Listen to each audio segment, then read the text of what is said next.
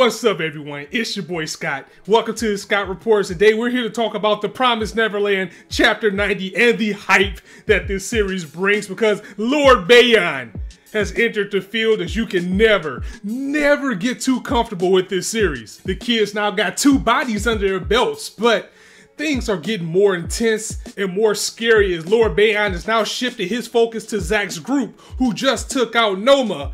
And they're all out of shots, so they're in deep trouble right now, because we knew from the jump that Lord Bayon and Lewis were going to be the 2 that we would have to worry about when we saw like this pack of demons that was coming to be, because they looked like they were the more sinister. It looked like they were just the 2 that you had to worry about the most, because everybody else just kind of showed up while they were already pumping up Lord Bayon, and Lewis has just been an outstanding villain so far for this series. So now that he is on the prowl, and the fact that he is taking advantage of a situation means that these demons might know a little bit more than we think they do.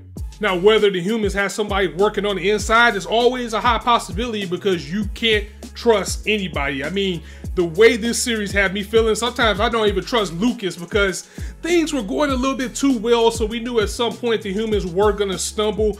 But it was a really good dynamic that came up in this series, and that's, you know, these demons actually having emotions and sympathy. And back last summer, you know, when we were introduced to Songju and Musica and the promise and everything that came along, you know, we found out that these demons have to eat humans to survive. So people like that you begin to feel sorry for, until you found out that, you know, Songju is just as twisted as everybody else, just on another level. And Musica is probably the only good demon that's out there that we know of right now. I'm pretty sure we're gonna find another good demon at some point that's gonna help these kids out.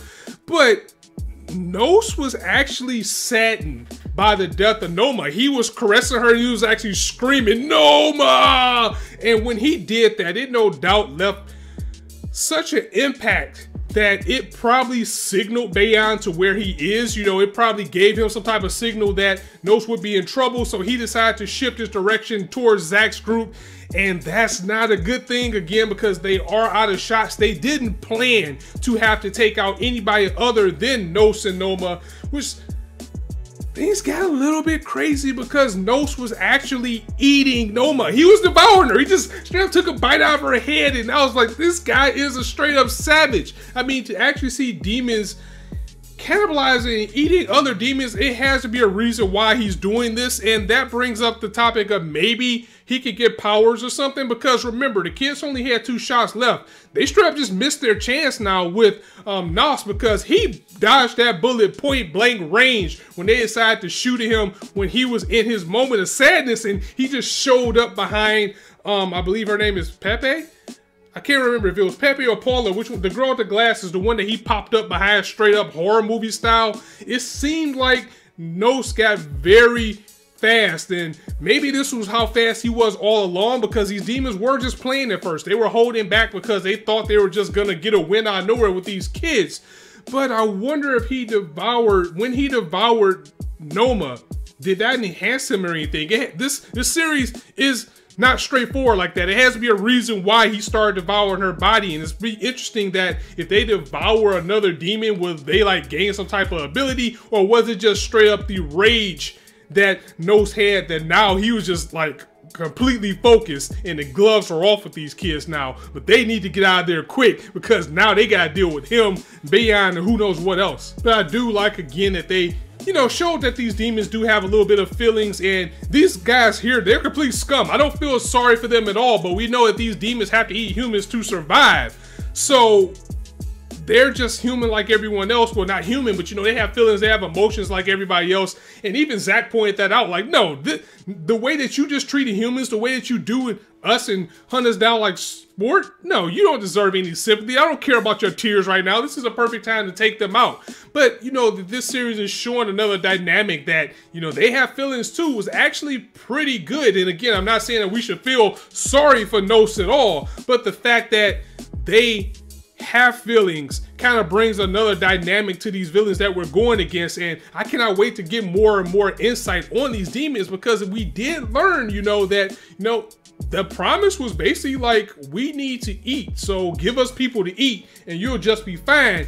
And when that promise gets broken, all hell is going to break loose again. But they need to live like everybody else. So that's going to be something that's probably going to be really big later. I could see some type of, you know, conversation or some type of philosophy between two parties.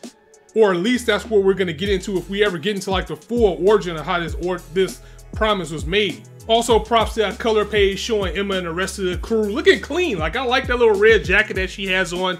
I cannot wait to see this animated as the final battle for this arc is about to begin. It says that at the top of the cover page that the hunting park arc is about to conclude, and all this time I've been calling it the Goldie Pond arc, damn it. But yeah, Emma and Lewis face to face as the battle is about to begin. Order distraction as she's really just buying time till the kids can set something up to take down Lewis. But with them highlighting that this is the finale of this arc, I mean, we only got a couple of chapters, maybe like 10 chapters, but you can't really put a time cap on it. But I really do hope Lewis stays around. He's been too good of a villain to take away from us so quickly, because, you know, all this time Promised Neverland is a psychological series, but this is the first time that the kids have done with like a physical threat since maybe Sister Crone, you know, because it was more like mind games with Mama. It wasn't like a physical thing except when she like broke Emma's arm. But anyway, you know, Lewis has been an outstanding villain. He's the type of villain that you love to see, you know, just the insane villain who is loving every minute of this game. This is a game to him, and this is reminiscent to what he did to Lucas and his friends way back then. And you know, as I've said chapter after chapter after chapter as of late, since we got to this whole Lewis thing, it has to come full circle with Lucas, that man, and then with Ray showing up, because if they're gonna take Lewis out, I would hope those guys will be involved in it, but I really do hope he stick around. But they're building Lewis up to the point where if they are gonna defeat him, it probably is gonna take the combined might of all four, which would be Emma, that man, Ray, and Lucas, and whoever, man, just to live through this. Because again, Lord Bayon's on the move, and as beastly as he looks, I hope he lives up to the hype, because we know that Lewis have been so far. So guys, that was the chapter in a nutshell. Let me know what you guys thought of this chapter and some of your thoughts and theories in the comments below. If you liked the video, go ahead and drop it a like, and if you want to hear more, go ahead and hit that subscribe button, as there's not a shortage of content you guys indulging on this channel. And if you want to absolutely know when I drop another video, be sure to hit that bell, because YouTube is so screwed right now that if you don't hit that bell, I fear that people probably not even seeing my videos come out. So anyway, as I always say, you guys can be anywhere on YouTube right now, but you chose to listen to me, and I really appreciate that. So thanks for stopping by. On that note, it's your boy Scott signing out. See you soon.